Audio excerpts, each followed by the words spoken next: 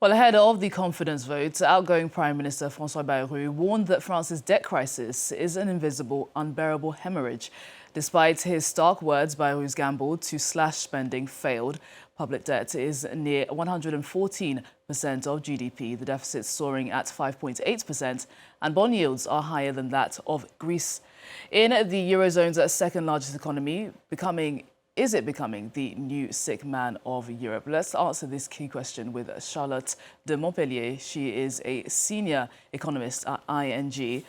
Charlotte, thank you so much for joining us on the program. I want to start off by getting your reaction to the piece of breaking news that we've had tonight. Sébastien Lecornu will be replacing François Bayrou. Tell us how you think he'll go about looking to tackle the big question of the budget. Will he do like François Bayrou tried to do in slashing that the massive deficit with those spending cuts? I think at this stage it's very difficult to say. What we know is that nothing is solved. So the center bloc India Assembly still doesn't have a majority. So it means that they need to have an agreement with the left and probably the right all together, and this will be extremely difficult. So at this stage it's very, very difficult to say whether he will succeed.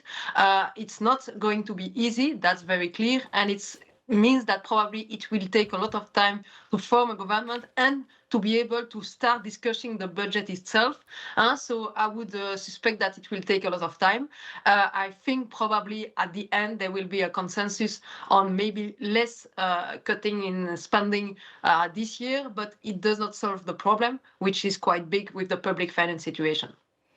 Well, as you mentioned, the economy is now very much weighing on the minds of many people here in France. I want to first of all ask you to explain to us how bond yields work, because that's what has been on the minds, as I said, of many people here in France. Why is it such a concern? So the issue right now is the fact that public finance are a bit under control. So just to give you a small number, but I think it helps with the idea.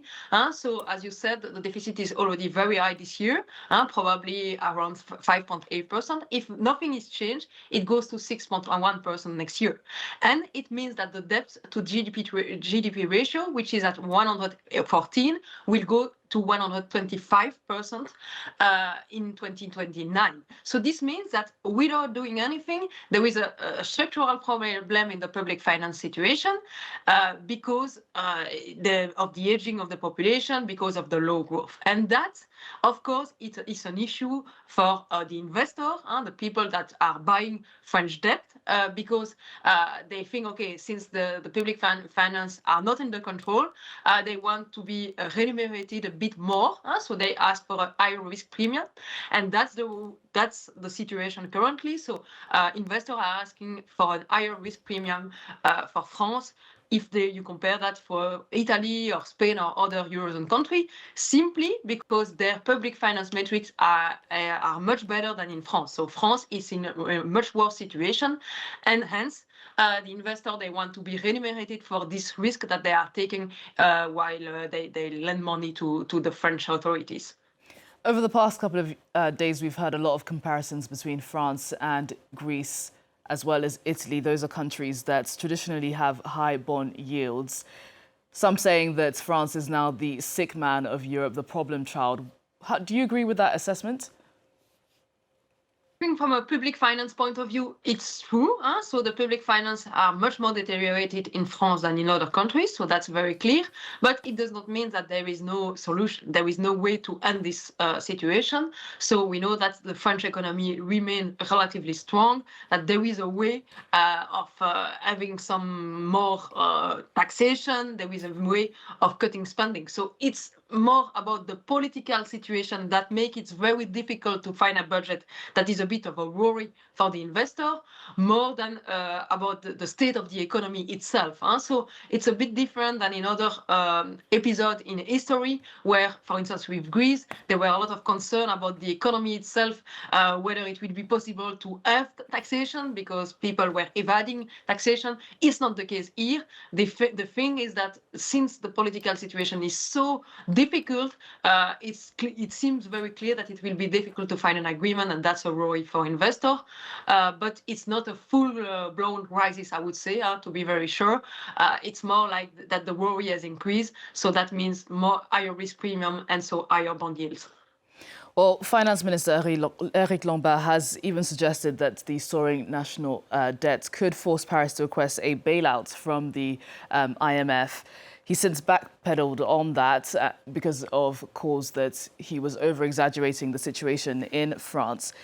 If the country would need a bailout, the IMF wouldn't even be the first point of call, would it? It would be the EU. Explain to us that process and whether you think France is even anywhere near that point.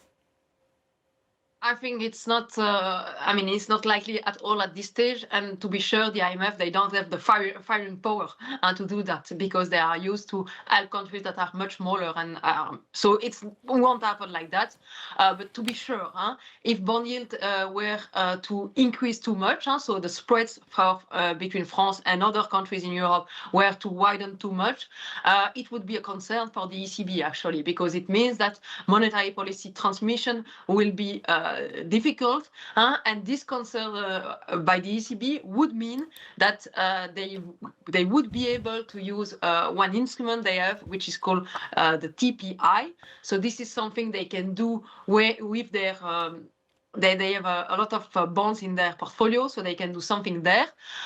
What it means basically, it means that it is avoiding, because it exists, this system by the ECB, it is by itself avoiding that spreads widen too much. So that's already something. And to be sure, we are not in a situation where we are going to go to the IMF. No, there are several steps there, and probably we are not going to even touch them. So it's not this time of crisis at this stage. What is sure is that public finances are deteriorated, and investors are worried about this situation. So it means that the new government will have to make to work on that and to promise a plan that they are going to actually do. And so that's the big question right now. And let's see whether it is the case or not.